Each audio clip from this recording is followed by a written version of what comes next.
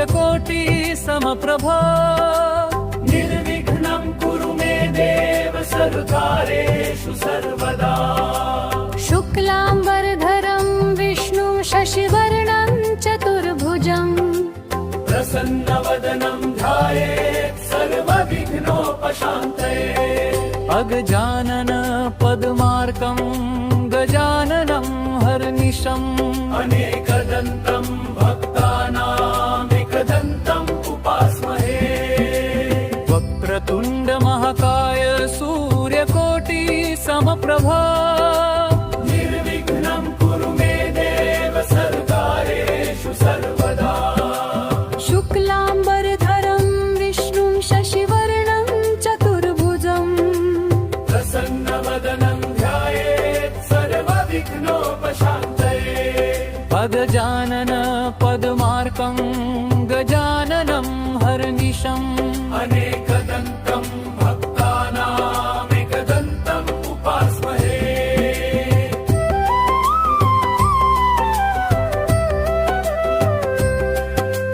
वक्रतुण्ड महाकाय सूर्यकोटि समप्रभ निर्विघ्नं कुरु मे देव सर्वकार्येषु सर्वदा शुक्लाम्बरधरं विष्णुं शशिवर्णं चतुर्भुजं प्रसन्नवदनं ध्यायेत् सर्वविघ्नोपशान्तये अगजानन पद्मार्कं गजाननं हरनिशम् अनेकदन्तं भक्तानामेकदन्तम् उपास्महे वक्रतुण्ड महाकाय सूर्यकोटि समप्रभ निर्विघ्नं कुरु मे देव सर्वकार्येषु सर्वदा शुक्लाम्बरधरं विष्णुं शशिवर्णं चतुर्भुजं प्रसन्नवदनं ध्यायेत् सर्वविघ्नोपशान्तये अगजानन पद्मार्कं गजाननं हरनिशम् अनेकदन्तं भक्तानामेकदन्तम् उपास्महे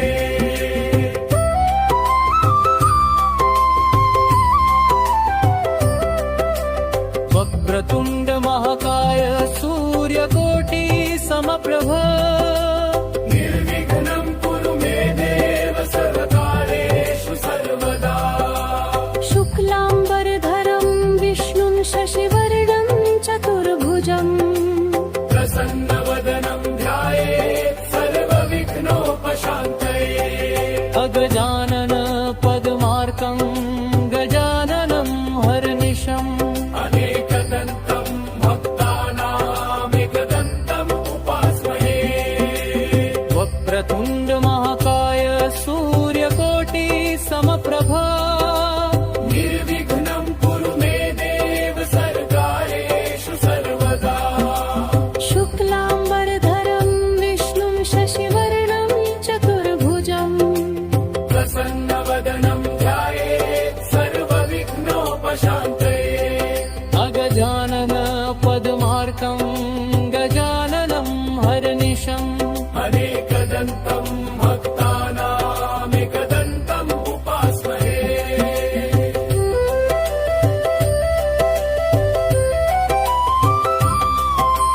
वक्रतुण्ड महाकाय सूर्यकोटि समप्रभा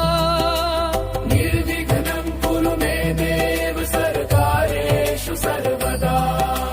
शुक्लाम्बरधरं विष्णुं शशिवर्णं चतुर्भुजं प्रसन्नवदनं ध्यायेत् सर्वविघ्नोपशान्तये अगजानन पद्मार्कं गजाननं हरनिशम् अनेकदन्तं भक्तानामेकदन्तम् उपास्महे वक्रतुण्ड महाकाय सूर्यकोटि समप्रभा निर्विघ्नं कुरु मे देव सर्वकार्येषु सर्वदा शुक्लाम्बरधरं विष्णुं शशिवर्णं चतुर्भुजं प्रसन्नवदनं ध्यायेत् सर्वविघ्नोपशान्तये अगजानन पद्मार्कं गजाननं हरनिशम् अनेकदन्तं भक्तानामेकदन्तम्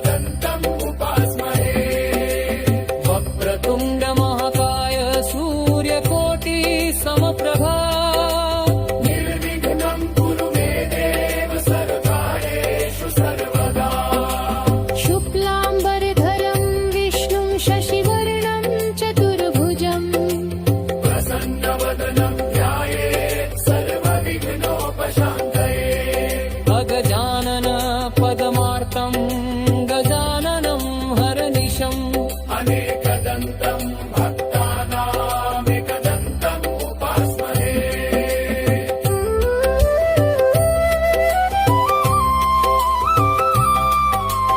वक्रतुण्ड महाकाय सूर्यकोटि समप्रभा निर्विघ्नं कुरु मे देव सर्वकार्येषु सर्वदा शुक्लाम्बरधरं विष्णुं शशिवर्णं चतुर्भुजम् प्रसन्नवदनं ध्यायेत् सर्वविघ्नोपशान्तये अगजानन पद्मार्कं गजाननं हरनिशम्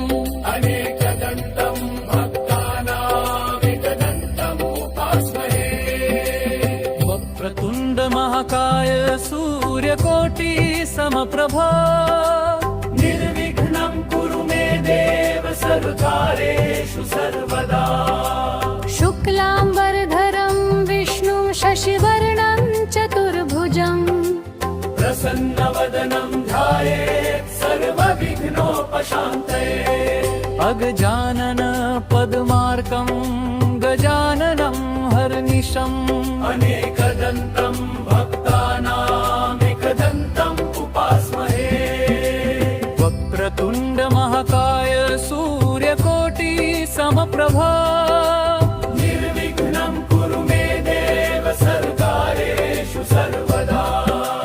शुक्लाम्बरधरं विष्णुं शशिवर्णं चतुर्भुजम्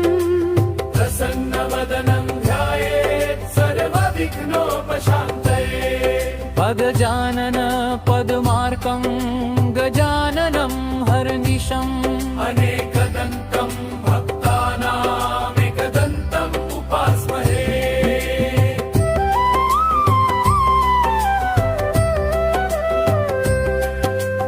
वक्रतुण्ड महाकाय सूर्यकोटि समप्रभ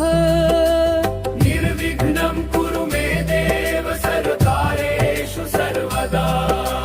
शुक्लाम्बरधरं विष्णुं शशिवर्णं चतुर्भुजम् प्रसन्नवदनं ध्यायेत् सर्वविघ्नोपशान्तये अगजानन पद्मार्कं गजाननं हरनिशम् अनेकदन्तं भक्तानामेकदन्तम् उपास्महे वक्रतुण्ड महाकाय सूर्यकोटि समप्रभ निर्विघ्नं कुरु मे देव सर्वकार्येषु सर्वदा शुक्लाम्बरधरं विष्णुं शशिवर्णं चतुर्भुजम् प्रसन्नवदनं ध्यायेत् सर्वविघ्नोपशान्तये अगजानन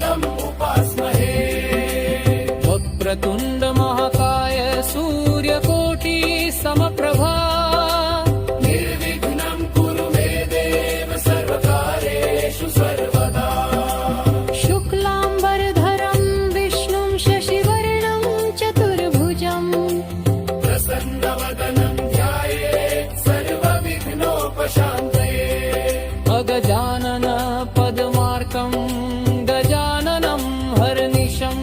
अनेकदन्तं भक्तानामेकदन्तम् उपास्महे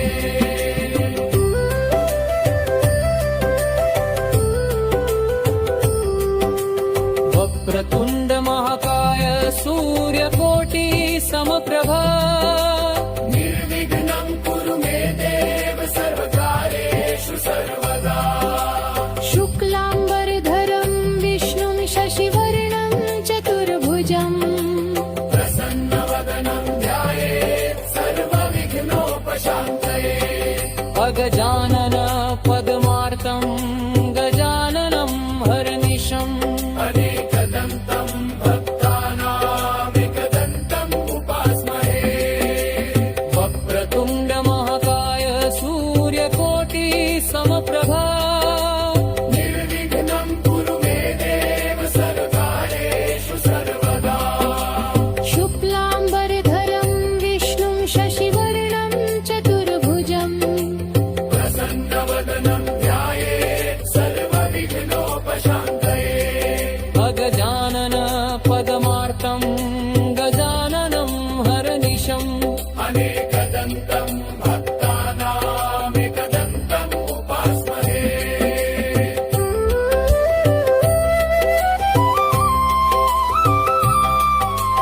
वक्रतुण्ड महाकाय सूर्यकोटि समप्रभा निर्विघ्नं कुरु मे देव सर्वकार्येषु सर्वदा शुक्लाम्बरधरं विष्णुं शशिवर्णं चतुर्भुजम् प्रसन्नवदनं ध्यायेत् सर्वविघ्नोपशान्तये अगजानन